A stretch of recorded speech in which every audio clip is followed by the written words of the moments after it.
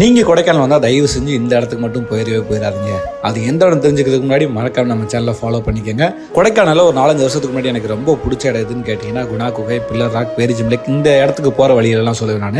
காரணம் என்னடா, அந்த இடங்கள் வந்து பார்த்தோன்னா ஒரு பயங்கரமான அடர்ந்த டீப் ஃபாரஸ்ட்டாக இருக்கும். நமக்கு போகிறதுக்கே ஒரு த்ரில்லிங்கான எக்ஸ்பீரியன்ஸ் கொடுக்கும். என்னதான் அந்த இடங்களில் ஒரு டூரிஸ்ட் ஸ்பாட்டாக இருந்தாலுமே அந்த இடத்துக்கு போனால் ரொம்ப அமைதியாக ரொம்ப காமான ஒரு ஃபீல் இருக்குங்க. ஆனால் இன்னைக்கு அந்த இடங்கள் அதோட அமைதியை இழந்து தவிச்சிட்டு இருக்கு. காரணம் என்ன, அங்கே அதிகப்படியான டூரிஸ்டர்ஸ் வந்து இப்போ படையெடுக்க ஆரம்பிச்சிட்டாங்க. அதுவும் முக்கியமாக குணா குகை அதோட அமைதியை இழந்து தவிச்சிட்டு இருக்குங்க. அதுவும் மஞ்சுமோல் பாய்ஸ் அப்படின்ற ஒரு படம் வந்ததுக்கு அப்புறம் அது அந்த இடம் மொத்தமாகவே அழிஞ்சிருச்சுன்னே சொல்லலாம். ஏன்னா அந்த அளவுக்கு அங்கே மக்கள் கூட்டமாக படையெடுத்து வந்துட்டு இருக்காங்க. அவன் வந்து அந்த இடத்துல வந்து ஃபோட்டோ எடுத்துட்டு போகிறது மட்டும் இல்லாமல் அங்கே எல்லாமே வீடியோ எடுக்கிற பேரில் சுபாஷேன் கத்தி அந்த இடத்தோட அமைதியை குறைச்சிட்டு இப்போ அந்த இடம் வந்து அதோட இயல்பில் இல்லவே இல்லை. ஸோ நீங்கள் தயவு செஞ்சு வீக்கெண்டில் ட்ராவல் பண்ணுறீங்க, வீக்கெண்டில் கொடைக்கானலுக்கு இந்த இடத்துக்குலாம் பிளான் பண்ணுறீங்க அப்படின்னா தயவு செஞ்சு அந்த இடத்த அவாய்ட் பண்ணிவிட்டு வேற ஒரு இடத்துக்கு போங்க.